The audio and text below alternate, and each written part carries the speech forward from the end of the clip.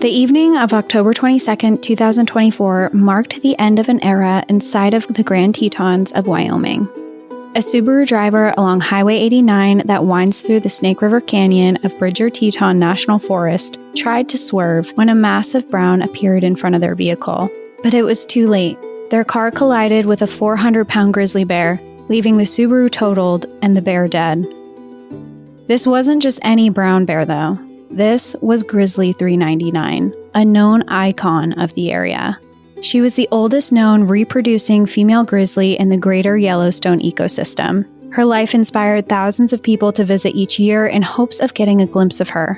Photographers, biologists, tourists, and people from around the world became enthralled with her story. She was a local celebrity.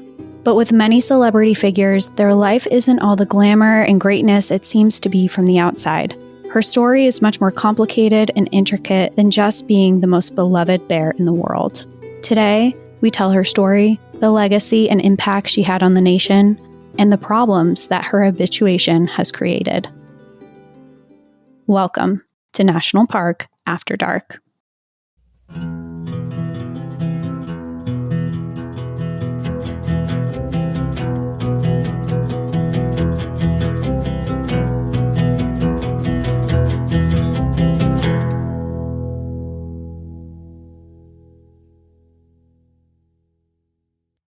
Wow, you really jumped on this. You weren't kidding.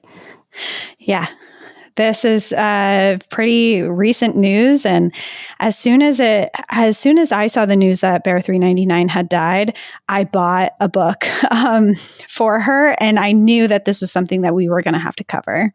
Yeah, and I'm glad you're doing it because I know of her just through news headlines and just like brief things that I've read over time. And clearly, her story is all over the place now, especially, in the immediate wake. This is being recorded at the end of October. So it's really all over the place right now. So I'm glad you're covering it, and I can't wait to learn about her. Yeah, I think that this is probably one of the most recent stories we've ever covered, just because this is very much ongoing. Like you said, this is fully in the news right now. There's a lot of unknowns that are happening. I mean, people are still grieving her.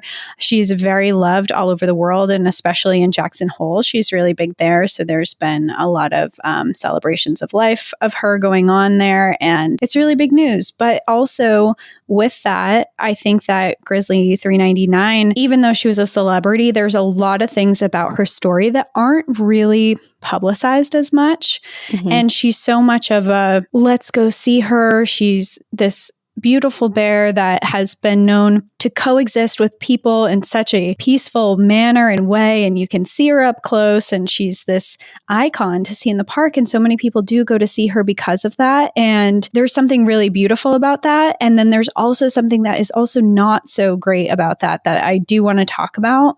Mm-hmm. So basically for this story today is I really want to talk about what a interesting bear she was and how she has brought so many people together. But I also want to talk about the bad side of that, and why she has brought so many people together is because she's habituated and she had these behaviors that were dangerous. So there's kind of a double-sided coin to this. And she's also very interesting because she also started a big conservation movement for bears. So this is like multifaceted, very interesting story of an animal that I'm excited to go into. Yeah, I feel like her story would not be complete without that duality. Mm-hmm. And I'm excited to hear you present it to all of us.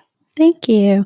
And before we do go into the story of Bear 399, because she is so beloved, and I know a lot of people who are listening are probably actually really mourning her because she was so special to a lot of people, and a lot of people have a lot of memories with her or adventures that were inspired by her. So I know that this is a tough subject, and a lot of people are up in arms about how she died, that she was hit by a car. It is not the way that any of us wanted to see her life end. She was almost 29 years old, and she was getting to the end of her life anyway. It was only a matter of time before she died. But of course, the fact that she died getting hit by a car is very not unexpected, because she was known to raise her cubs by the highways and by the roadway systems, but it was not the ending we all wanted. But I do want to put an emphasis on this for this episode is that I'm not here to shame the person who hit and killed her, and I don't think other people should. I've seen online a lot of people saying that this was the driver's fault, and I did in my research, I did find an article that came out where law enforcement have publicly said that it was not anything that the driver was doing. And I think that that's important because I imagine as the person who hit this bear, one, it's traumatizing to hit an animal, but also when you find out it's the most beloved bear in the world that you just hit and killed, that I imagine that this person is having a really rough time as well. And online hate is not the way to go. So publicly, they have said that the driver wasn't speeding, they weren't texting, they weren't drinking. It wasn't anything like that. This was actually just a horrible accident. And in Wyoming, wildlife vehicle collisions account for 7,656 crashes per year. And conservationists have actually been advocating for installation of overpass wildlife crossings. So this is this larger issue that is much bigger than just this one accident. So I just want to put it out there. If you are seeing this online, please don't write hate to the person who actually, it could have been any of us who hit this bear. And it's interesting that you bring that up right at the top, which I think is important because we never, whether it's this story or any other, we never want to encourage anyone to add to any hate or, harassment or bullying ever. Mm-hmm. But I had two thoughts when I first heard about her death. The first was, wow, that's so sad. And the second was, I feel awful for the person who hit her because they're about to be one of the most hated people in conservation right now, in the conservation world. In America is a huge inflation and overstatement. I mean, a lot of people in America don't know who Bear 399 is, which is weird because in our world, everyone knows. It's big in our world, but other people really don't know who she is. Yeah. But everyone who does know who she is, that person is, I just immediately, my heart, without knowing anything else about the circumstances, this was breaking news at this point. Very little information was out. And immediately I was like, God, that's so sad. My heart hurts for the bear. And then I was like, oh no, that person is about to be crucified. And I just, so it's really important that you noted that. So, and as of today, we're recording this on Halloween, October 31st. Their name has not been released to the public, and that has been intentional because of the online hate and speculation that this was something that the driver did. So, as far as I know, that this person is safe away from online ridicule to them directly, but of course, I'm sure they've seen it. So today, moving past that, going into today's story, I do want to talk about Bear 399's full story. I want to talk about her legacy, the conservation movements that were inspired by her, the negative parts of her story, and really recognizing that she was a very habituated bear and the problems that there were with that. And because I know how special she was to a lot of people, I also thought it would be really fun for this episode to make it more of an interactive episode with our audience. So on our socials, I did post that I was looking for anyone who had stories, personal stories of 399 to come forward and write to us. So if you did that, thank you. We have 3 trail tales all surrounding 399 that will be put at the end of this episode. Fun. Yeah. So first and foremost, let's get introduced to Grizzly 399. And she was in Grand Teton National Park area, and the surrounding area is the Bridger Teton National Forest, which if you're unaware, this is all encompassing in Wyoming area south of Yellowstone National Park. So Grizzly 399 was a 29-year-old sow born in Pilgrim Creek area of Wyoming and was known to roam both Grand Teton National Park and Bridger Teton National Forest, which I just stated, but I wrote twice. We just really want you to know. We really want you to know where she is, because I will say I normally for these episodes, I go heavily into the national park itself, but I didn't for this episode. I do talk about the area we're in a lot, but not specifically the national park as much. Okay. And I'll say I was also a little nervous. I've been waiting to go to Grand Teton National Park for a story because the last one we did was when I did the Jenny Lake Rangers one years ago, almost 4 years ago now, since we visit this park. But I was waiting for a story that could compare, I guess, because because that one was such a loved episode that we did that I was nervous to come back here and not do it justice to be back in this park. But I thought that she deserved an episode. And with that, I barely talk about the park, but it is all within the park. You should It's know. a great park. It's a great park. It's one of my favorites. You should go. It's in Wyoming. It has mountains and rivers, and look up and all the stats things. if you're the things. Listen to the other episode we did, and I go way into the park if you're really that curious of it. But Grizzly 399 eventually became the oldest known sow in the Greater Yellowstone ecosystem to give birth to cubs, and her method of parenting and living in close proximity to major roadways amongst people, along with her amount of cubs that actually survived with her, made her an icon within the park. She was born in 1996, but it wasn't until much later that the world deemed her a celebrity. A small backstory on how she got her name was that in 2001, she was captured by the interagency Grizzly bear study team and was fitted with a radio collar. Now, this is a team of scientists and biologists in the Greater Yellowstone Ecosystem that are responsible for the long-term monitoring and research of grizzly bears in that area. She was the 399th bear to be fitted with a collar and tracked for the research, and thus she got the name Grizzly 399. So that is her scientific name. However, she has other names, and you also may have heard her referred to as Queen of the Tetons or the Matriarch of the Tetons, and that because she is the known mama bear. She first garnered attention from the public in 2006 when she gave birth to triplets in the Grand Teton National Park area. At the time, grizzlies were a rare sight in the Tetons, and while Yellowstone had a population, and seeing grizzlies there wasn't unheard of and uncommon, seeing grizzlies in the Tetons and in the Jackson Hole Bridger Teton area was pretty rare. So when she emerged, biologists and visitors alike were excited to see her, but they weren't just excited because there was a grizzly bear there. They were excited because she had 3 cubs. This was a very promising sign that grizzly bears were expanding their range in the Greater Yellowstone ecosystem. And along with that, grizzlies having triplets is pretty rare. While they can give birth to 1 to 4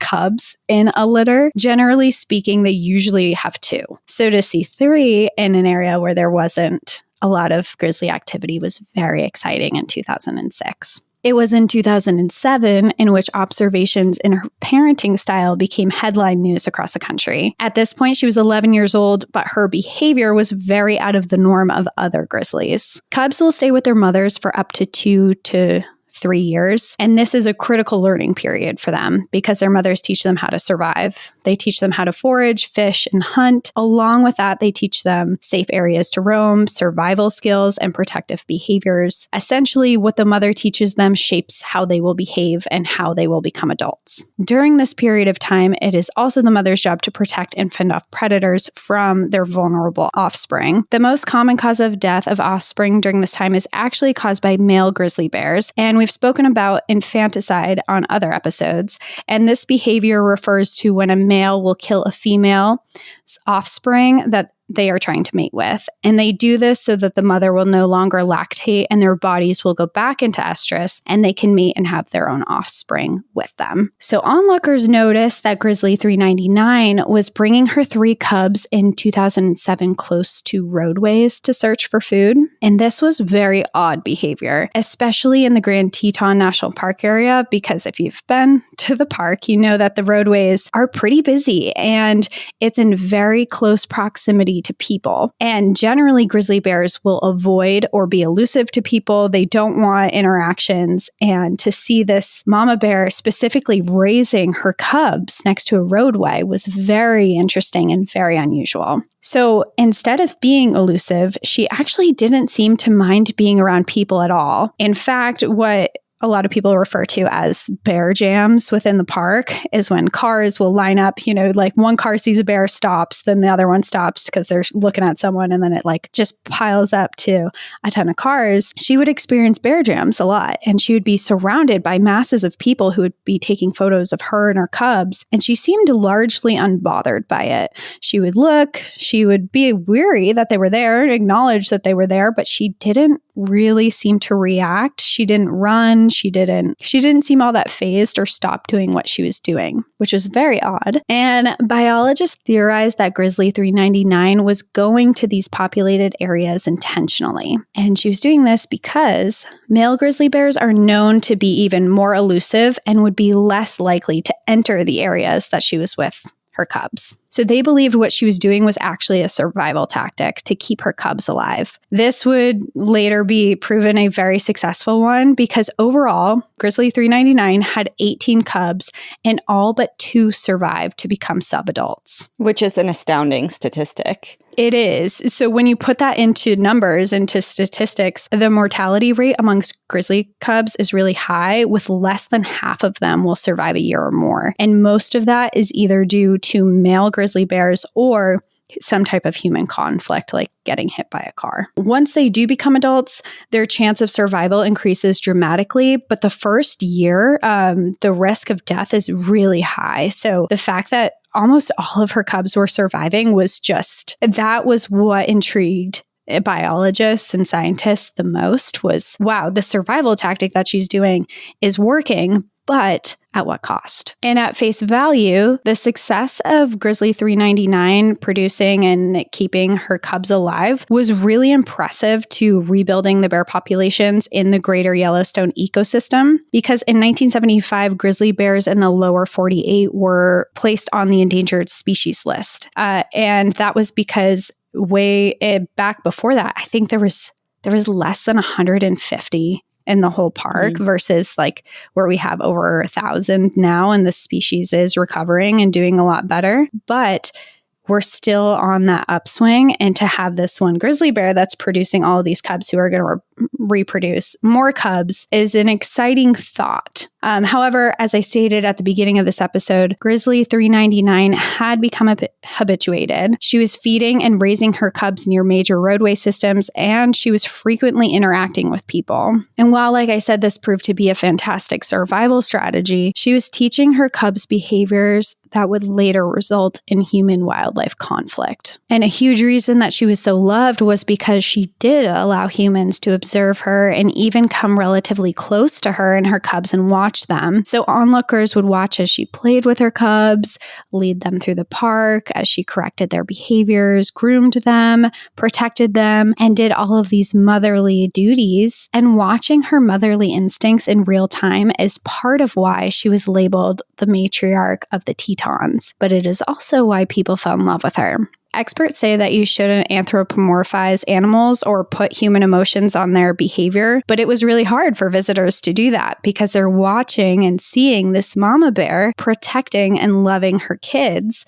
And not only were visitors identifying with her, it made them begin to love her and also become enthralled with her. People generally associate grizzly bears with being dangerous and scary, which, to be clear, they are. So, yeah. Rightfully so. But this was maybe the first glimpse into a grizzly bear's life that wasn't that. The normal, everyday people were able to observe behaviors that usually only people who are out in the field could do. And this was kind of a phenomenon that was happening in Grand Teton National Park. All these people who were wanting to get a chance to get a glimpse of a grizzly bear was not only getting a glimpse, but seeing real-time behaviors and not having to go on the trails to do it. They're just driving through the park. They have this incredible opportunity to see a bear in the wild, not fenced in, not at a park, like not in a zoo, and it really garnered so much attention and people became so excited for this opportunity. Photographers, biologists, tourists, and people from around the globe began heading to the Tetons in hopes of seeing her and to observe her and to photograph her. A lot of photographers saw this as a huge opportunity to get these amazing wildlife photos. She gained notoriety on social media. She has over 55,000 followers on Instagram, and people from around the world started coming out to see her over the years. She became an icon in the park and even inspired conservation movements, which I'm going to get into a little bit later. And she was largely portrayed in the media as being well adapted to human presence and avoiding conflict. So you might be surprised to learn that that's not entirely true, which I did not realize until I started researching this episode, because I feel like the media has portrayed her as this incredible example of how bears can adapt to humans and live amongst them. And she's doing this fantastic job. And almost like we don't have to be afraid or weary of bears, you know what I mean? But that's not true. And that's not true for her in particular either, because in fact, in 2007, she attacked a man inside of Grand Teton National Park and put him in the hospital. Mm-hmm. Okay. So I wanted to go into his story a little bit.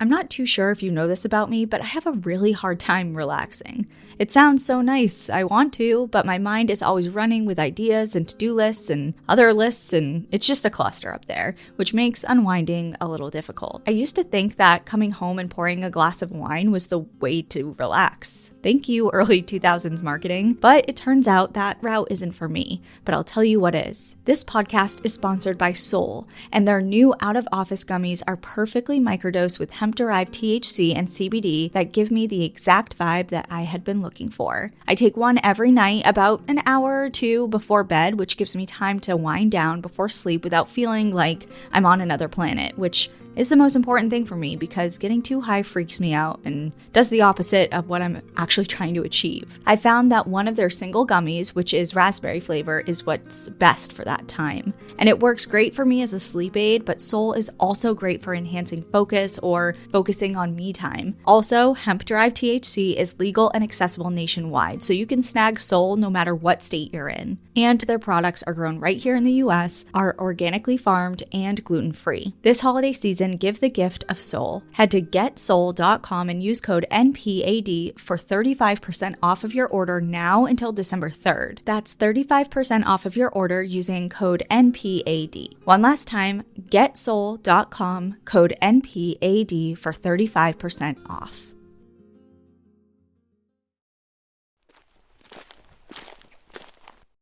In June of 2007, Dennis Van Den Bos, a school teacher, was attending a conference at Jackson Lake Lodge.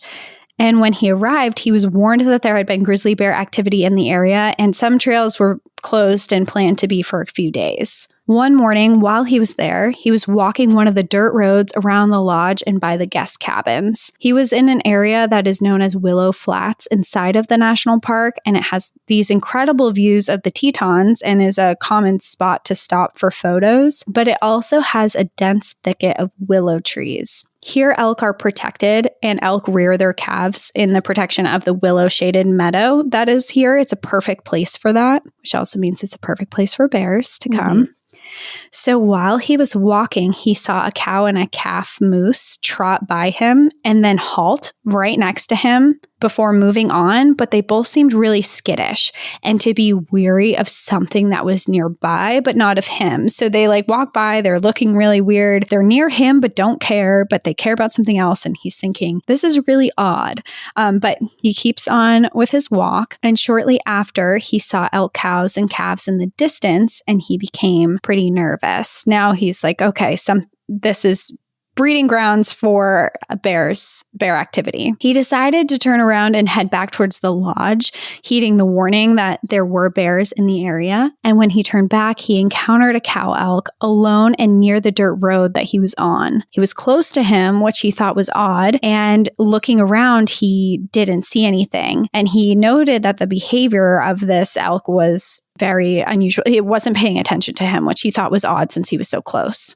Unknowingly, in a concealed brush just 6 feet away from him, Grizzly 399 had killed her calf, and now her and her cubs were feeding on its carcass. Oh my God. So we have resource guarding and cub protection and maybe a surprise element, which is really just triple the recipe bad. For disaster. Yes, exactly. And Dennis is pretty nervous now. He's like, okay, something's going on. He doesn't know this is happening, but he knows there must be something going on because the animals are acting weird. Mm-hmm. So he tries to walk past the cow elk, but within seconds, he hears this harsh, guttural growl. And a moment later, a grizzly bear was charging him. He had no bear spray. He had no weapons on him. So in an attempt to stop the charge, and this grizzly bear is Grizzly 399, he made himself bigger and he began waving his arms and shouting at her while he tried to back away. Grizzly 399 stopped right next to him and stared at him. And he had heard that he should never look a grizzly bear in the eye, but in that moment, he couldn't help it. He just locked eyes with her as he tried to back away. And while he's backing away, he lost his footing when his shoe hit a rock and he fell onto the ground. In a quick attempt to stand up because he didn't want to be on the ground next to this grizzly bear, he turns to stand up and he finds himself, before he's fully up, face to face with Grizzly 399. So in that moment, he realizes he cannot stand up and he dives onto the ground, instinctually putting his arms over his head to block his head. He played dead as she bit down into his back and then tore into his butt. He screamed at first, but then quickly stopped in attempts to continue to play dead and in hopes that she would back off. After a moment, she stopped and it was silent, but she rested a paw on top of him. He slowly opened his eyes to see what was going on, but made sure not to move. And when he opened them, he saw her still staring right at him, but now her 3 cubs were peeking up from behind her, also looking at him. This is terrifying. Okay, so he's face down on the ground protecting his head? Yeah. And she's just kind of like paw on top. And it sounds like his head was turned to the side a little bit. So he was able to open his eyes and see her. Okay, I got it. Okay, that was from kind the of side. what I wanted some clarification on. Yeah. Okay. So he sees all of them just staring at him. And he's at this point, he's like, okay, this attack's going to continue. And he's convinced that that's going to happen. And then he suddenly hears a human voice screaming. That is not him. A car was happening to drive by and had stopped to take photos of the bears when she saw that there was a grizzly bear and her cubs in the road on something. And she stopped to take photos. And then when she saw that they were on top of a person, she started screaming. What a scene to come upon. Yeah. That is so scary. And luckily she did scream and it spooked Grizzly 399 and her cubs and they took off and saved him from whatever else was about to happen, which was maybe a further attack. Who knows? But definitely, potentially. And quickly, rangers were called and an ambulance was brought in and Dennis was rushed to a nearby hospital. When rangers called him later, he was doing okay and they expected him to make a full recovery. He had to have some stitches and I think he had to have some surgery, but he was okay. They asked him his opinion on what he thought should be done with Grizzly 399, and he actually advocated for the bear's safety. He said, I knew there was bear activity. I was walking out there. I got in her bubble. Essentially, she was feeding at the time I walked by. It is not her fault at all. This was all me. This was my fault. And the rangers agreed. They agreed that this was a defensive attack, that they were resource guarding, that it was also a surprise that happened, and that this was all normal behavior for a bear, and they weren't going to punish that behavior. So the decision was made that Grizzly 399 would not be removed from the population, would not be euthanized, and that she was allowed to continue to live in the park. But a story that I never knew. I had never heard of that one either. It did make headlines back in 2007, and I found old newspaper articles about it. But that's a long time ago now. I think people forgive and forget. And just like they love her so much and they wanted to continue to be able to see her too. And at this point, at the Grizzly attack was the beginning of when people were starting to pay attention to her. She didn't have the fame and notoriety that she has now. Mm-hmm. So the years go by and Grizzly 399 continued to raise cubs along the roadside, inspiring spectators from around the world to see her. And at this point, over the next few years, she does become one of the most famous bears in the world. Some people even dedicated huge amounts of their lives to seeing her. Most famously would be the professional photographer and conservationist Tom Mangelson. In the early 1970s, he began selling images of birds in flight, and as popularity and his images grew, he opened his first photography gallery in Jackson, Wyoming. Now, today, he has over 13 galleries across the country and is credited for the most famous wildlife photograph in the world. Can you guess which one that is? Can you give me a guess of like where it is set? You don't have to tell me the animal, but you'll know as soon as I tell you Are where you it sure? is. I don't know. Yeah. I mean, you'll know the animal, I guess. It's in Cap. Hold on. Will I? It's in what? It's in Katmai National Park. Oh, is it the grizzlies feeding on the fish? Yeah, so it's specifically a photo that he titled Catch of the Day, and you've definitely seen this Falls, photo. And it's like midair. Midair. Yep, that's exactly the one where there's a sockeye salmon leaping midair into this grizzly's mouth at the falls. Yeah. Okay. For some reason, the first time when my first thought was the picture of the polar bear like curled up and sleeping on this little iceberg. That one's so sad. I know. I don't know. And what was it, the most famous wildlife picture in the world? Yeah, this is the most famous wildlife photograph in the world. Okay. So that's what he is known for, but he's also very widely known for his photographs of Grizzly 399. So he first saw Grizzly 399 in 2006 when she arrived in the park. He has lived in Jackson Hole for the past 40 years and had been following her movements for the past 18 years. So the amount of dedication that this man has put into her is actually pretty astounding and incredible when you look at the numbers. So each year, every single year for the past 18 years, he spent 150 days per year documenting and following her, trying to see her. I shouldn't say following her because he wasn't like stalking her, but he would try and see her 150 days out of the year from when she emerged from hibernation all the way to when she went back into hibernation in the winter. He spent the entire season following her movements. Now, if you are to Google Grizzly 399, his photographs are probably going to be the first to come up. He has some of the most widely known photographs of her. And I mean, his photographs are beautiful. They're really incredible. Actually, for this episode, I have this book. I guess if this is on YouTube, people can see. So this is a book that he collaborated on. It's called Grizzly 399, the world's most famous mother bear. And he did the photography in it. And then also with this book, it was collaborated with Todd Wilkinson and Anderson Cooper. And the cover of this is one of his famous photos of Grizzly 399 and her four cubs, which her four cubs she had more recently, a couple of years ago. And the whole book is a story of his interactions with them, not face-to-face interactions, he was respectful, but his interactions over the years, observing them, his photographs, and also the conservation movements and stuff around her. So it's very, very interesting. And it's a beautiful, like coffee table style book, but he's also did a PBS documentary called The Queen of the Tetons, where they actually follow him and you can see the movements of Grizzly 399. You can watch and learn about her story on that too, which was another resource I used for this episode. So if you are to Google her or look her up, his stuff comes up pretty much immediately.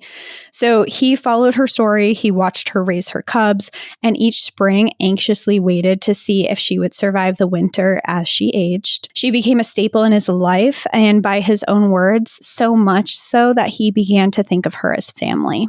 And he wasn't alone. Visitors, biologists, and locals alike gravitated to her, watching her navigate in a landscape that is increasingly filled with people and not just surviving, but what looked to be thriving. And it was very exciting for people. People were observing her personality and what a loving mother she was to her cubs. And people really, really felt like she was this special, special bear. And because of this, she got special treatment. So in situations where other grizzlies would have been euthanized or relocated, she was given a pass. when she entered the town of Jackson, Wyoming, and was disrupting people and getting into their garbages and wandering through their yards, she and her cubs were given priority treatment. Instead of seeing these behaviors breeding the potential for dangerous situations for grizzly human conflict, like would have been done with other grizzlies, she was treated very differently. When she entered the town, she was actually given a police escort out, where they followed her and led her from the neighborhoods, which you don't see. You don't see that often. That's for sure. No.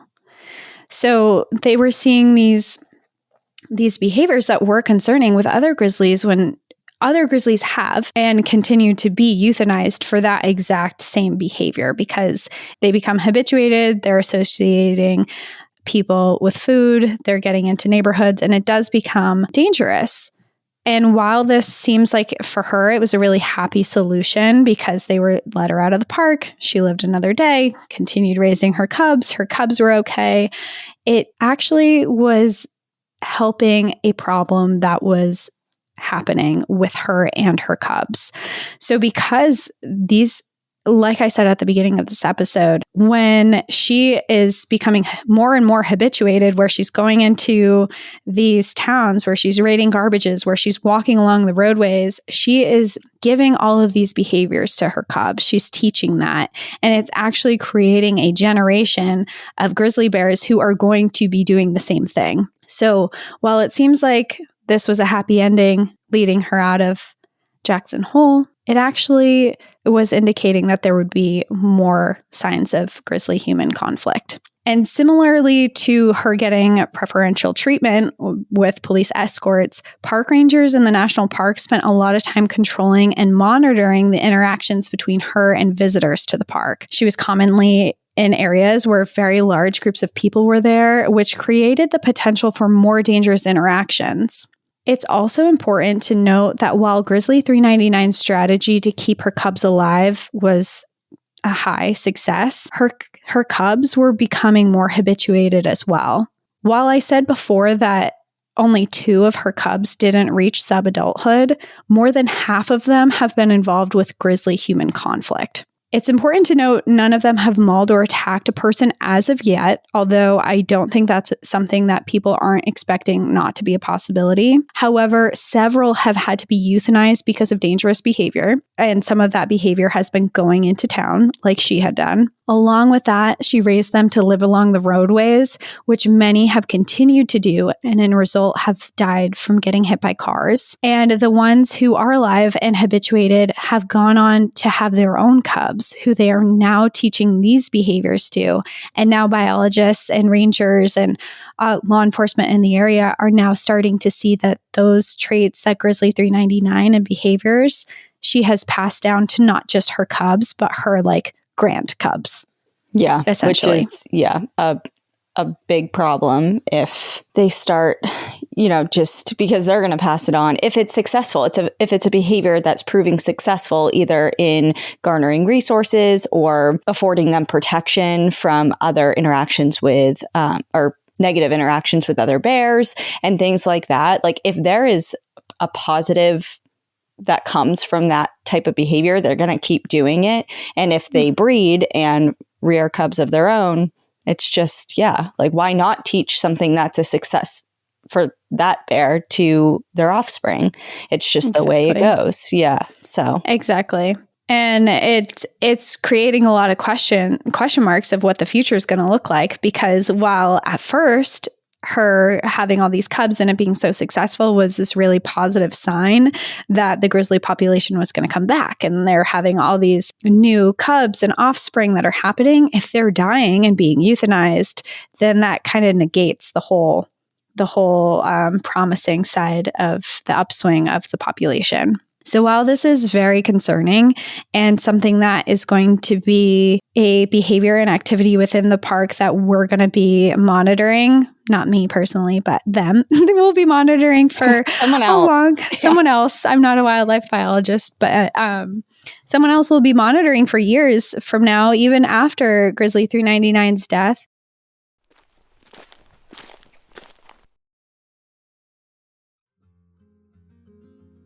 This episode is brought to you by IQ Bar, The holidays are fast approaching, and for a lot of us, that means a more relaxed approach to our regimens, especially to our diets. Can you blame us, though, with all the good things like turkey and mashed potatoes and eggnog? 'Tis the season to enjoy ourselves, and with IQ Bar, you can enjoy this time of festive excess with delicious treats that are actually good for you. You can celebrate the season with IQ Bar, the #1 brain and body nutrition bar, hydration mix, and instant coffee in the US. And now is the time to do it with their limited flavors like gingerbread and IQ Joe's peppermint mocha. Start each day right with IQ Bar's brain and body boosting bars, hydration mixes, and mushroom coffees. Their ultimate sampler pack includes all three. And right now, IQ Bar is offering our podcast listeners an exclusive deal, 20% off of all IQ Bar products plus get free shipping. The limited time flavors are delish, but their flavors on regular rotation are amazing too. Some of my favorites are mint chocolate chip and peanut butter chip. They are all entirely free from gluten, dairy, soy, GMOs, and artificial sweeteners. Their IQ mix is a perfect way to get your hydration game going. It's a zero sugar drink mix with electrolytes and comes in 7 refreshing flavors. And drumroll please, my favorite, IQ Joe, a jitter-free instant coffee packed with 200 milligrams of natural caffeine. And right now, IQ Bar is offering our special podcast listeners 20% off of all IQ Bar products, plus get free shipping. To get your 20% off, just text PARK to 64,000. Text PARK to 64,000. That's PARK to 64,000. Message and data rates may apply. See terms for details.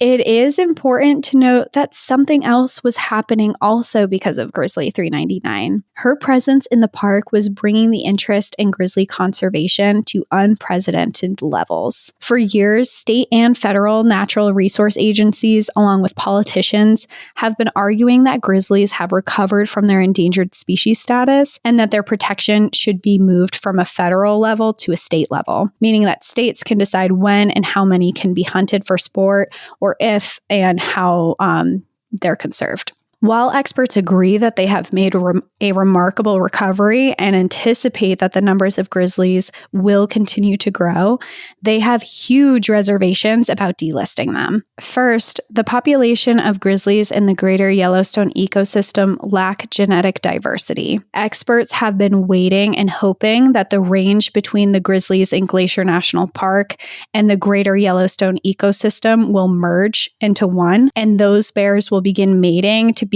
to create a more diverse gene pool. But that has yet to happen. And as of right now, there's no signs that that's going to happen anytime soon. I think, and I don't know if this is something that you're going to cover in this portion, but I think the biggest thing that wildlife biologists and conservationists are aware of, but I think the just general population is not, is we hear a lot of times about certain areas being protected and kind of like a safe haven for various different species. And that's so wonderful and clearly needed. But what's equally as important for this exact reason, this genetic diversity opportunity, is wildlife corridors. So it's great if you have pockets of protected areas for the grizzly, but if they can't move between those pockets of protected space, that genetic diversity is not going to happen because they're just isolated populations. And they're kind of like little islands in and of themselves. And I think that the different strips of land and wildlife corridors that could connect those places are just as important as the spaces themselves. But we don't often think about that because you think of like these big parks and these big nature reserves, and that's all great and well and good and necessary. But if the animals can't move freely between them, I mean, we have another problem altogether. Yeah, and that's such a good point. And it is something that I do dive into a little bit further into the episode. But part of that, like you're saying, is, for example, if you look at Grand Teton National Park, if the bears are inside of the boundaries of Grand Teton National Park, they are protected. Without a doubt, protected. They are safe there. However, Grand Teton National Park doesn't have fences. These bears don't know that if they cross a certain line, they're no longer protected because, for example, when they head across that boundary and they go into Bridger Teton National Forest, they're completely at risk if they are delisted. And that is a matter of, depending where they are, this whole ecosystem is one that most of these bears are roaming, and they're not just staying specifically in the park. That's a matter of a mile or two. Yep. And they're go from full protections to none. And it's a very scary thought, because not only with what you're saying, it doesn't afford them the opportunity to go to these other places and diversify the gene pool, but it also can hinder the progress in the population growth that has happened, because if there's just this small pocket of the country where they're protected and nowhere else, how do you keep them in growing numbers if they're allowed to be hunted? Yeah. And we talked a lot about this, I recall, in my Wolf 06 story that we did years ago as well, because Wolf 06 was drawn out of the park and killed. And that is the addition of buffer zones around national parks are also something that is talked a lot about for this exact reason. Like, you know, animals have no idea the second they step over this invisible boundary. So the talk of putting additional buffer zones around already protected areas is something that's talked about a lot. And I don't know what the status is on various parks. And a lot of them are out west here because there are species inside that need that buffer zone, right? Yeah. So I'm just so interested to see. I'll just let you talk because I think I'm going to jump ahead. Well, I think what I'm about to go into is maybe the direction that you're heading into. So we'll talk about this too, because I think you'll definitely have things to say about this.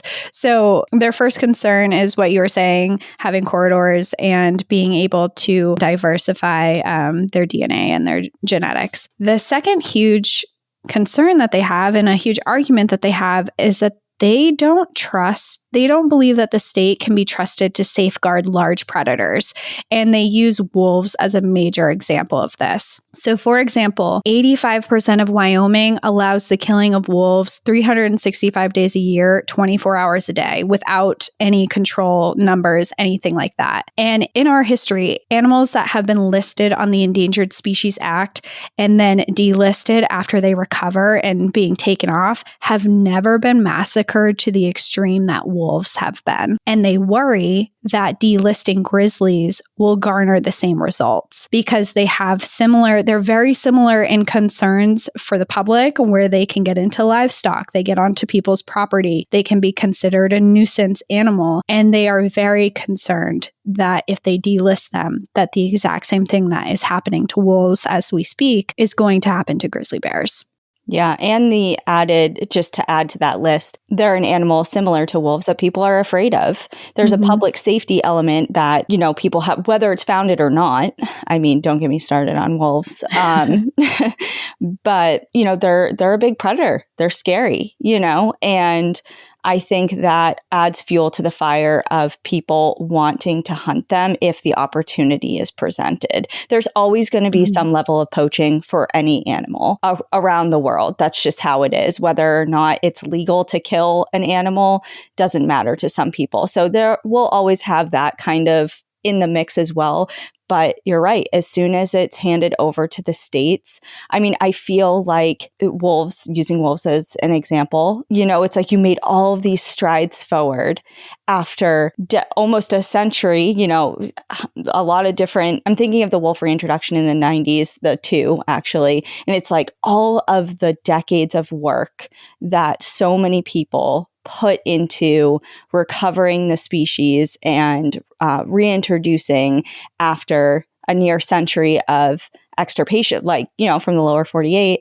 And they have all these great strides being made. And then as soon as and it's debated whether or not they were actually considered recovered. If you ask one person versus another, you're going to get two answers. A lot of Which is the same with the grizzlies as of right now. Yeah. Yeah. A lot of the scientific community is like, no, these numbers do not justify them being delisted and their management handed over to the states.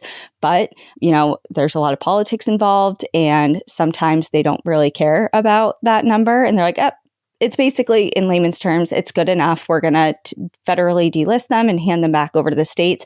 And then just to see the steps taken backwards of all of the hard work that was put in, and not to mention the millions and millions of dollars that goes into recovering a species to that extent. And then it's kind of just like, 2 steps forward, 4 steps back type of thing. And it's just, and then you're back at square one, and you essentially have to re-enter the fight and re-list them and like, it's everything. If you don't do it properly the first time, you have to redo everything, assuming you can even get to that point, because starting the protection of species is already a struggle. So to lose that protection and then have to regain it again because it's not properly managed is very disheartening to have to think about, and is something that we're actively seeing for grizzly bears right now. It's an active argument that is going on with grizzlies.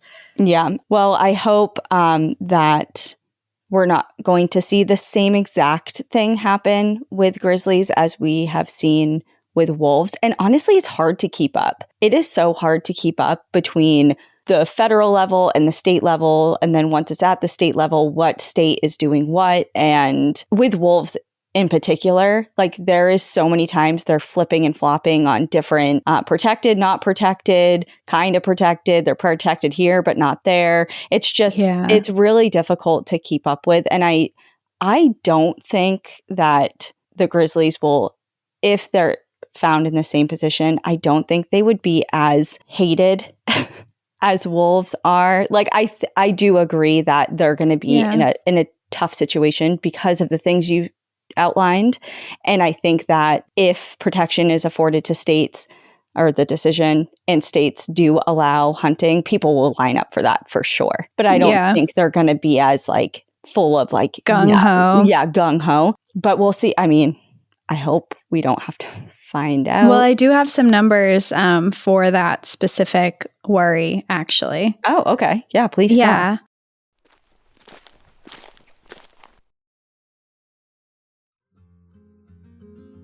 A lot of beauty brands just don't understand me. They don't understand my hair type. It's dense and wavy, but not quite curly. It's frizzy sometimes, but not always. I don't really fit neatly into one category for hair care, and thankfully, I don't have to with Prose. They have a formula that can address my need for frizz control without dulling my natural waves, which makes sense because my formula is based on me. Since 2017, Prose has transformed traditional hair care and skincare with a made-to-order model that reduces waste, celebrates unique beauty over a one-size-fits-all beauty standard, and works better than off-the-shelf alternatives by enlisting the help of cosmetic chemists who take the results of your 80-plus unique factor quiz to personalize your formula. I love my natural hair, and it's easily the top physical attribute I get complimented on. With my Prose custom hair care formula, my hair is less frizzy, has more shine, and my waves are more manageable, which is great because I love wearing my hair natural. Prose isn't just better for you, it's better for the planet. They're a certified B Corp, are cruelty-free, and are the first and only carbon-neutral custom beauty brand. Plus, their review and refine tool adjusts my formula to keep up with the changes and seasons in my life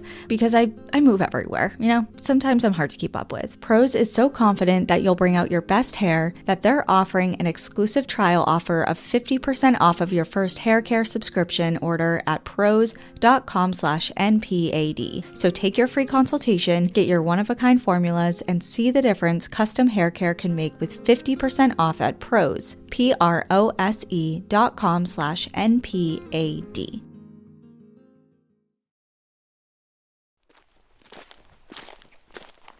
So one thing that has been really interesting about the grizzly conservation efforts is now that Grizzly 399 has come into the mix, she has actually garnered so much attention that there's been a public outcry for the conservation of grizzlies because of their love for her. People are more interested in them. People are, even though we say like you shouldn't give animals human emotions, people are seeing her as a person. People are seeing her as something to be beloved and treasured, and it's created this atmosphere where there's been more of a public want to protect grizzly bears. But despite their public concern and also all of these other concerns that experts are arguing with the lack of genetic diversity and the worry with the state.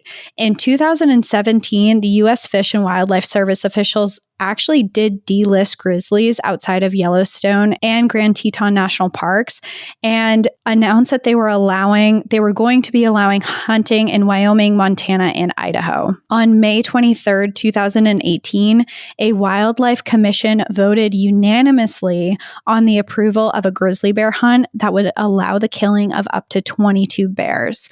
And if this were to go through, this would have been the first hunt in over 40 years. When it was announced, Grizzly 399 actually had the biggest target on her back. She was considered to be the most famous bear in the world, and therefore, she was considered the biggest trophy for a hunter to get. So when this was announced, hunters came out of the woodwork saying, Grizzly 399, I'm coming for you.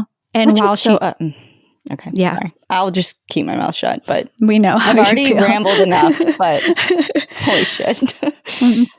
So while she, like I said before, while she tends to hang out in the national park and would be safe there, she dens in the national forest, or denned, I should say, because we do know that she passed. But at this time, she denned in the national forest.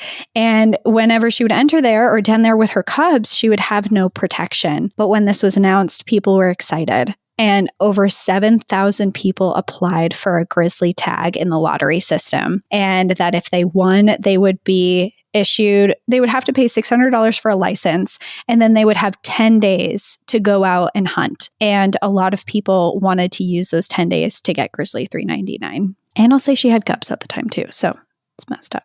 But with this, like I said before, people love Grizzly 399, and conservationists, hunters even, and the public alike were outraged at this announcement.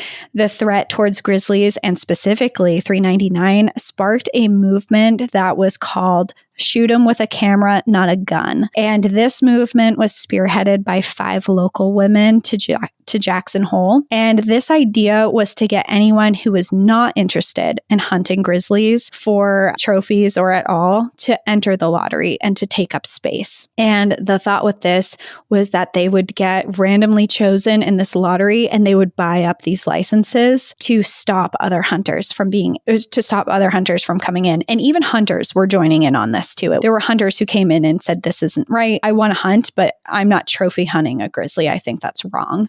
So there were a lot of people there was just the public, conservationists, biologists, hunters, everyone were coming together in this movement that these 5 women started. And famous conservationists like Jane Goodall and Cynthia Moss entered their names into the lottery. Many of the public followed by example and added their names as well, with no intention of hunting the grizzlies, obviously. And by a coincidence, which we don't believe in, or just a stroke of faith, photographer Tom Mangelson name was drawn, and he bought a license, vowing to go into the park and only take photographs while he was there. Wow. I got a little chill on that one. Yeah. Yeah. With this movement, nearly 40,000 people spoke out against the plan to hunt in Wyoming. And actually, when I was reading the statistics, Idaho decided to forego the hunt in general. And I think Montana agreed that they could hunt one grizzly bear, like one specific one. But in September of 2018, a federal judge overturned the decision to delist grizzlies in that region and actually deemed that it was illegal to delist them in general, which put a halt to this hunting plan, which was a huge win for conservationists, was a huge win for the public, was a huge win for everyone who loved Grizzly 399. So this was exciting, and it did halt Wyoming's plans for the hunt, but it has not stopped entirely. The state of Wyoming and Montana. Montana. God, I'm talking for too long.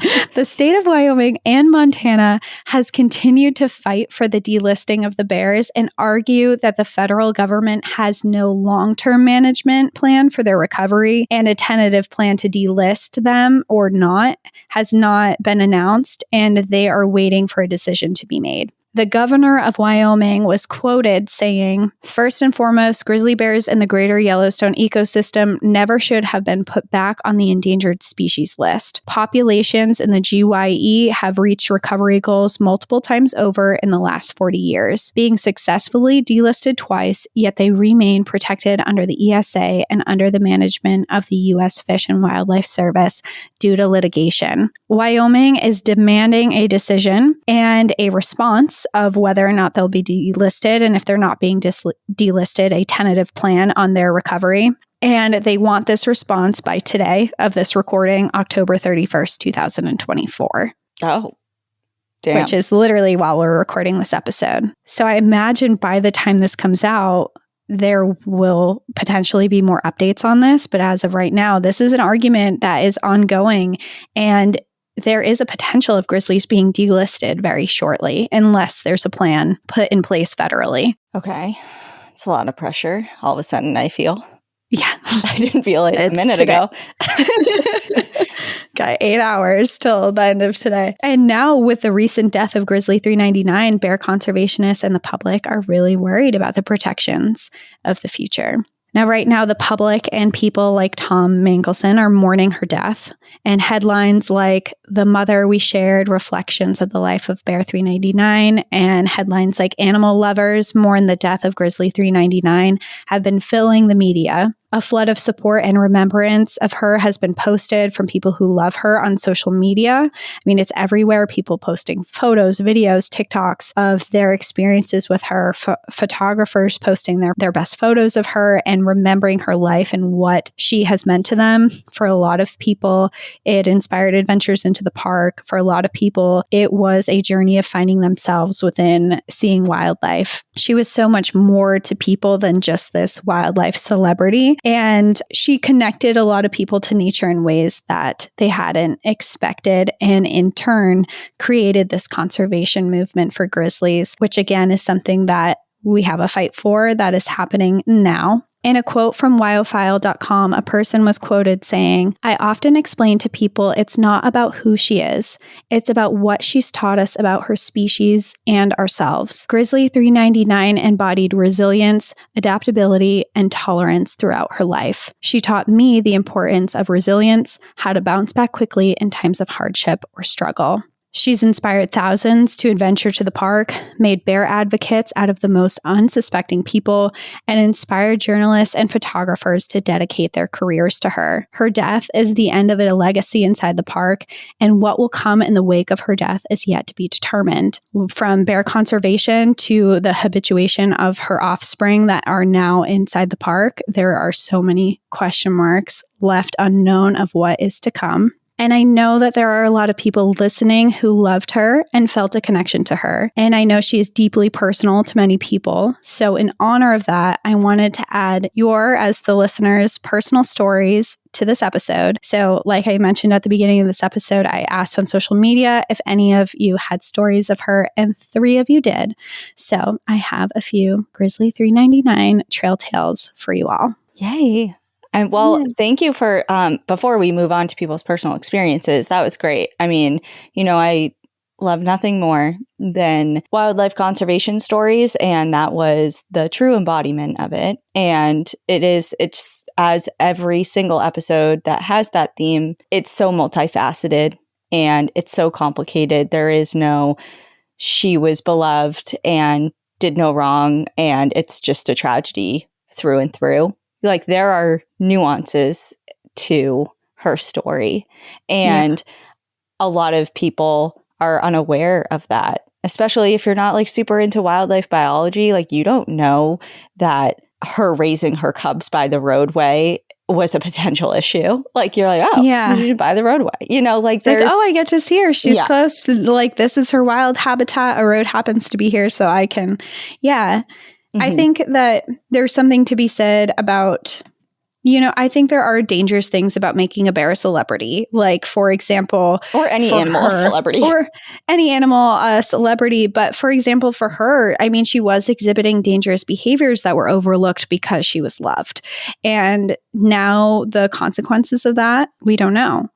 Or we're starting to see, but we don't know the full extent of where that's going to head. But on the other end of that, she inspired so many people, and part of what is going to make conservation continue to happen and how we are going to be successful in saving species and really any type of environmental aspect of the world is making people care.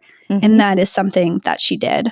So there's bad parts of her story, and there's parts that you can't look away from. The impacts that she had on everyone is something that I think will be felt for generations. And she is a bear that has left a legacy in the park, and that won't change. It's just what happens from here because of it. Yeah, it's just like, it's so interesting because she inadvertently did what so many different zoos are trying to do. Zoos have animals that serve as ambassadors to their species in hopes that by people coming to see them and learning about them, that they will want to care for their wild counterparts.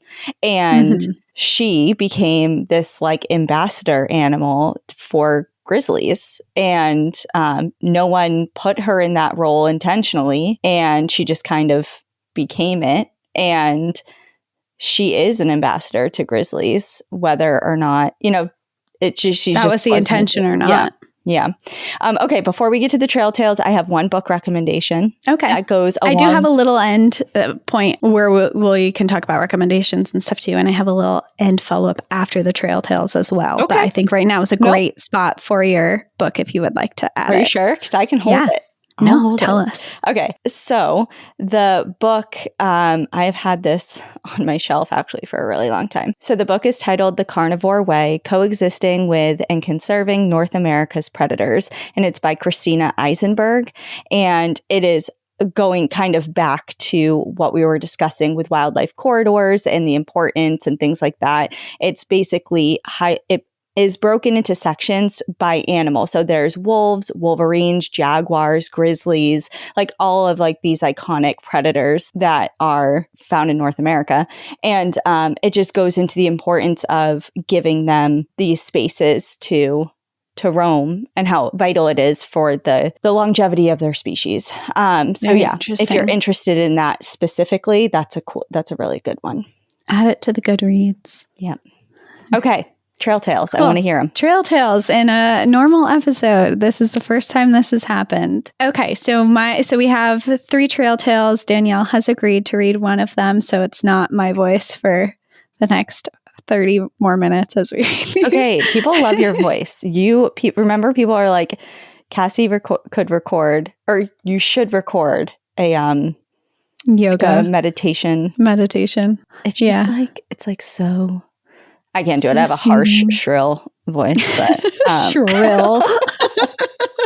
I don't know, not maybe shrill, but you do not have a harsh shrill. Okay, well, my first trail tale is titled Grizzly 399 and a Saint of a Husband. I've been wanting to write a trail tale for a while, but never had one, but now it's my time. I love your show. Like everyone, Night of the Grizzlies is my favorite episode. My name is Rebecca and my husband's name is Steve. And yes, you can use our names. For my husband's and I's honeymoon, we went to Yellowstone and the Grand Tetons.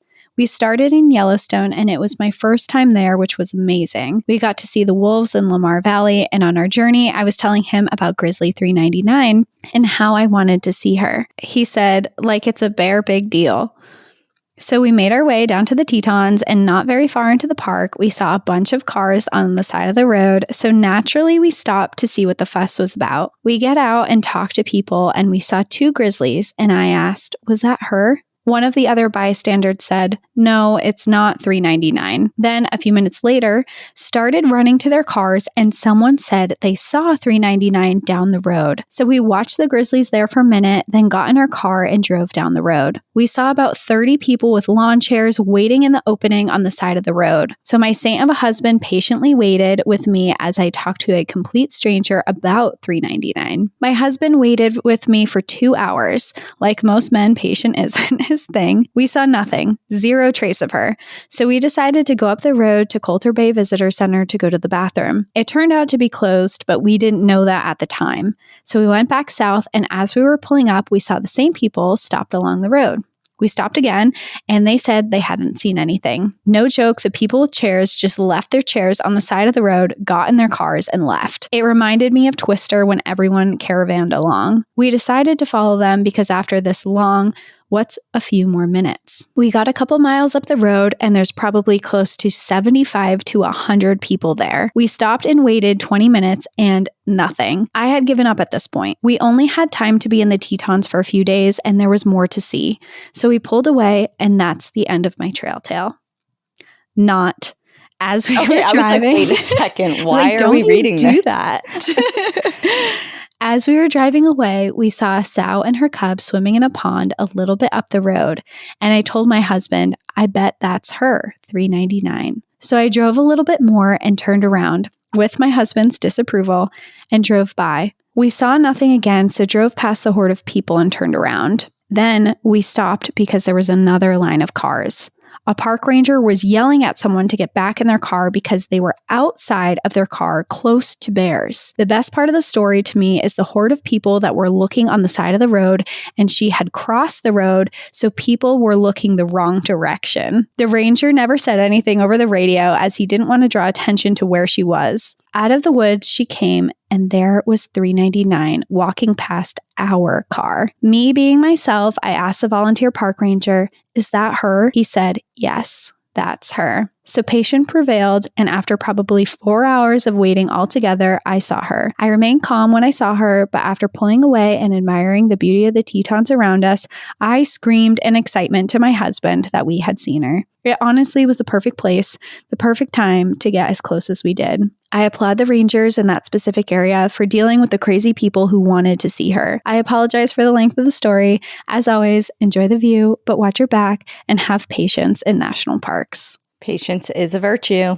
Yeah. I always and I think that that's a great example story of how many people were really flocking to see her, and that how habituated she was to people, to have 100 people sitting around, and she would just accept that, and rangers had to mitigate that situation. But it's cool that you did get to see her. Of course, now we know that that is a more special experience because she's no longer here. Yeah. Yeah. All right. I have mine. It's titled Grizzly $3.99 Story. Hey, you lovely ladies. Longtime listener, first story submission. I want to start out by saying how much I love the pod. The way you tell stories is captivating, and the banter between y'all makes me feel like I'm just hanging out with some of my girlfriends. All right, on to my story. My husband and I took our first national park trip together in May of 2021. Thanks to COVID, we decided an outdoors trip would be the best. I quickly planned a trip to Yellowstone and Grand Tetons on 2 weeks' notice.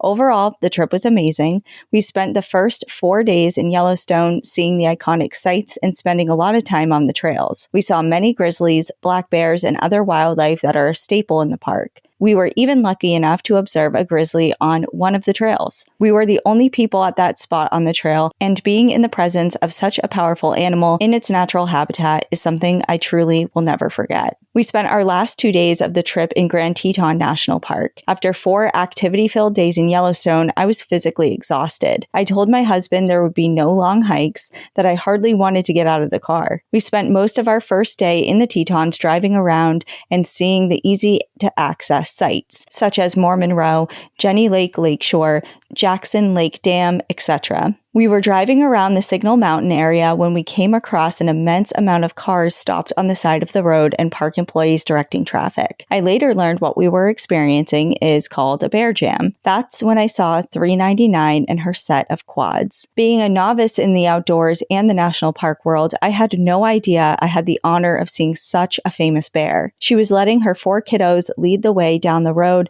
and she was bringing up the rear. This was my first time seeing a bear with her young. Despite all the cars and the chaos of all the people around them, the bears seemed completely unbothered and alternated between walking down the middle of the road and the woods. $3.99 walked right by our vehicle.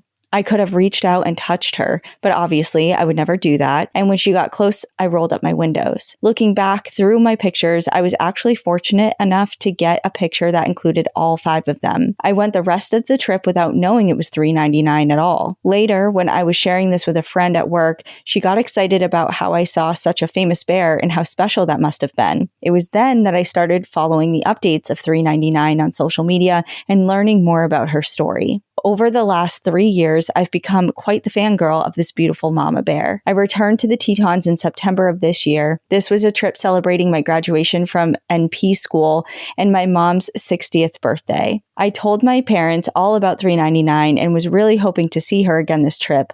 Unfortunately, that didn't happen. However, we did come across a grizzly on Signal Mountain.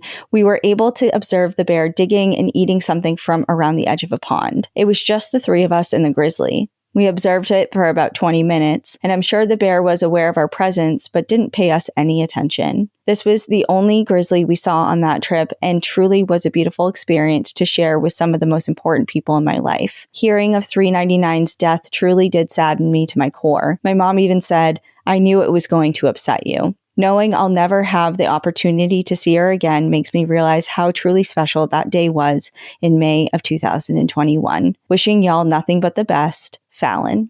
Wow. Yeah. Very cool experience. Yeah. And I also saw a grizzly in Signal Mountain area. So that was where I saw mine in Grand Teton National Park too. Oh. Yeah.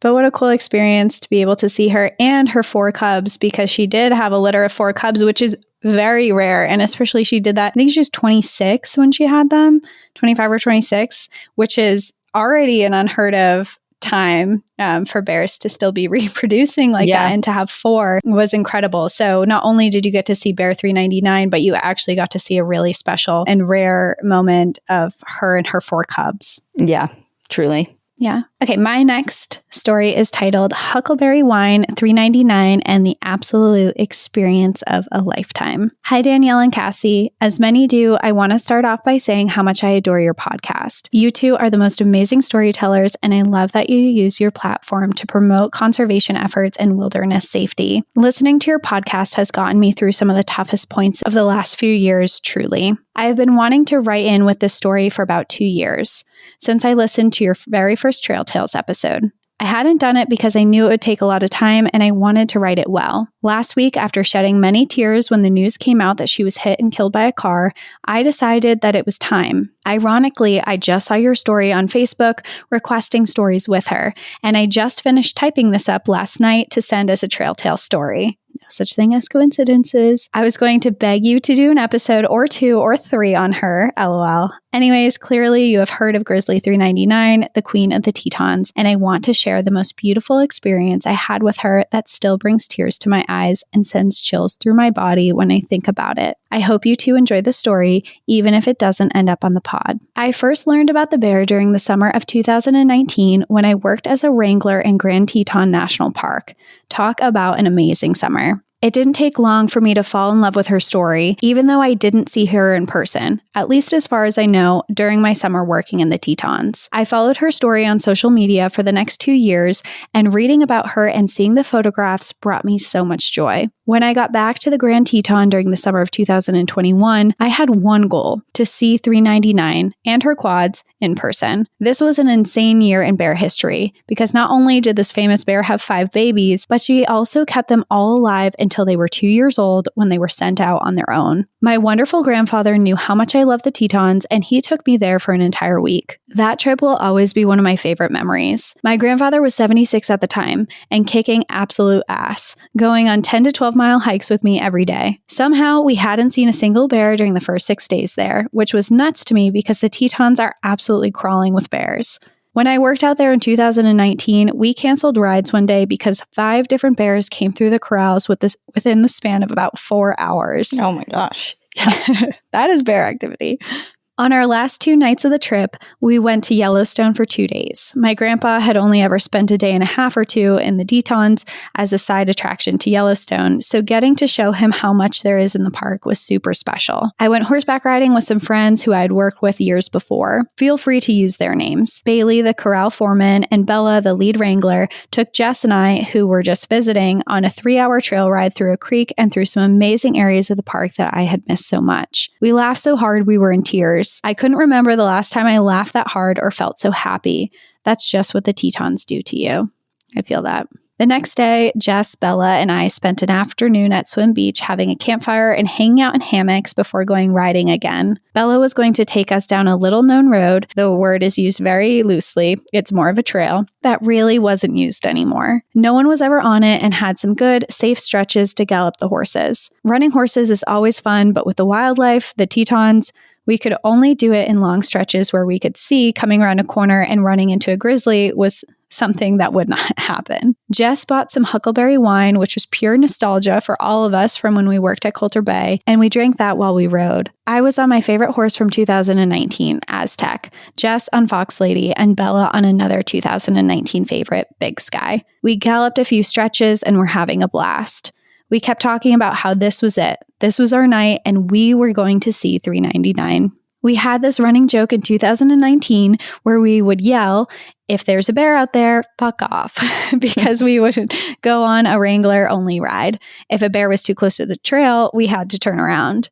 That happened a lot and was frustrating because we wanted to run. Funny to think about how spoiled we got that we were annoyed by too many bears by the trail and getting caught in bear jams. Really puts things into perspective looking back. So we kept our goofy saying from 2019, but after fuck off, we added, unless you're 399 and the quads, then please stay. We listened to some Disney songs, were singing, sipping our huckleberry wine, and having the time of our life. We got to the meal site, we took some pictures, I'll attach them to this email, and just enjoyed being in our favorite part of the country doing our favorite activity. After a bit, our horses started acting skitsy and kept looking towards the brush off to our left. We heard rustling in the bushes. I remember Bella saying, "It's probably a deer or something." And Jess and I said in sync, "No. It's 399 and the quads." I can't explain how we knew because we couldn't see anything yet, other than we just knew. We saw one little head pop up, followed by another. 2 little grizzly cubs were standing on their back legs to get a better look at us. They looked so confused. We immediately backed our horses up significantly, so we were a few hundred yards away and went up onto a ridge. Jess and I were losing our minds, tears coming out of our eyes, about to pee ourselves from excitement. Listening to ourselves in videos we took later on is hilarious. And that's when she came out. Grizzly 399, Queen of the Tetons. She stood up on her back legs to get a better look at us. She walked out into the meadow with her 4 cubs in tow. She kept an eye on us, but didn't seem concerned. She was aware of us, but never once showed any sign of aggression. Her babies, on the other hand, looked very confused. I have always wondered if animals realize we are people on horses, or if they think we're some weird horse-human hybrid creature. We got to watch them from about 10 minutes as they foraged in the meadow. That beautiful bear gave us the best gift that day. She graced us with her presence in an area of the park not frequented by tourists. It was just the 3 of us, our horses, and the bears for the entire experience. We got a private viewing of this beautiful mama and her babies. I'm not sure I've ever been as happy as I was that night, and that very well may still be the coolest thing to have ever happened to me. My poor grandpa didn't see a single bear while we were in the Tetons. I, on the other hand, ended up seeing 6, 1 black bear the night before, including the most famous bear in the world. Don't worry though, he saw 1 black bear mama and 2 babies in Yellowstone. I, like you two, don't believe in coincidences. I believe that Jess and I were on the same wavelength as the bear that night. She gave us the ultimate blessing, and I am forever grateful to her for giving us that experience. I did not believe in manifesting before then, but I do now. I hope you enjoyed my story. It wasn't spooky or morbid, but more of a feel-good animal story, and I know you guys enjoy those too. I attached a few pictures and videos.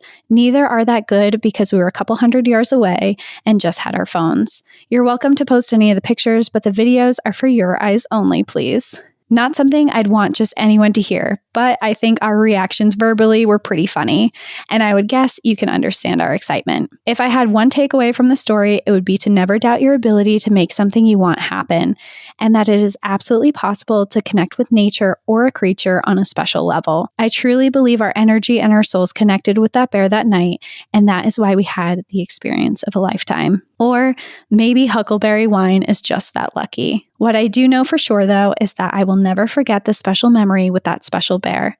399 sure was one hell of a bear. Thank you guys for all you do. I could gush about this bear for days, so I'll end the story here. Enjoy the view, but watch your back, and never pass up a glass of huckleberry wine. Rest in peace, Queen of the Tetons. Lots of love to you both. Grace. That sounds like one of the most bear sighting of 399 clearly was like the epitome of that story. But even just without, that sounds like the best day. It really does. Right? Like you and your two friends drinking wine on horseback in the the Tetons, one of the most beautiful spots in the country, just having like the best experience with your friends. Yeah.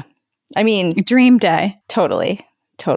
It was really nostalgic for me reading that because I worked in the Tetons on a ranch years ago and I visit recently, and just there's something about being on horseback and out with your friends in the mountains, and to have that experience, but then to add such a special experience with wildlife while you're there. It's just a really cool story. Yeah.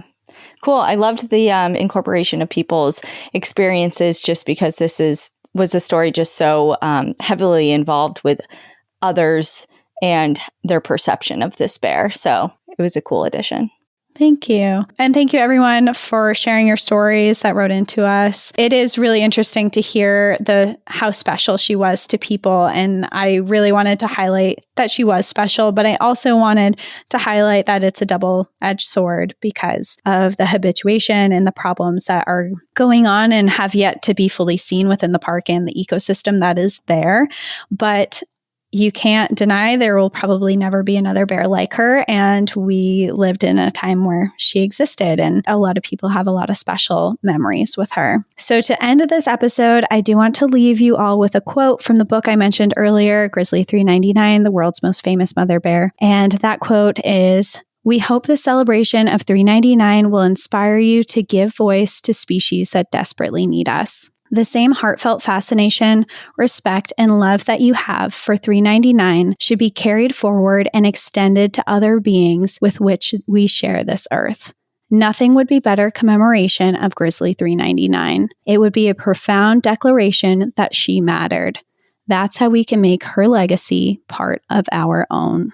Are you intentionally trying to make me cry?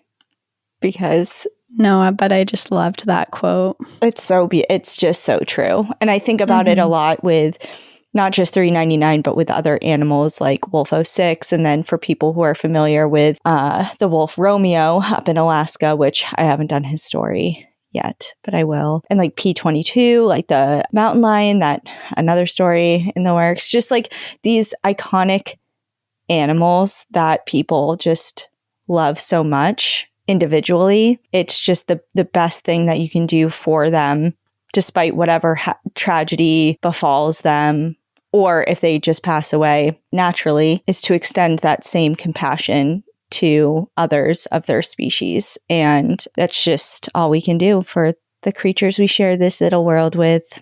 And I think that was just a beautiful way to end it. So thank you. Welcome. And beautifully said. And I hope that if 399 is someone you hadn't heard of before, I hope that her story resonates with you and that this was an episode that meant something to you. And I really enjoyed researching her and learning more about her and the impact that she's had. And I will definitely be looking on to see what's happening with the grizzly delisting in Wyoming and what's going to come of that. And who knows, from this recording, like we mentioned before, this is being recorded on October 31st, which is the deadline of when we're supposed to start getting some answers. So we'll see if you haven't looked it up, or if there's no news, like look it up as you're listening right now, because as of right now, I don't know, but there could be some big changes that have happened. All right. Well, thank you everyone for tuning in, and we will see you next week. In the meantime, enjoy the view. But watch your back. Bye. Bye.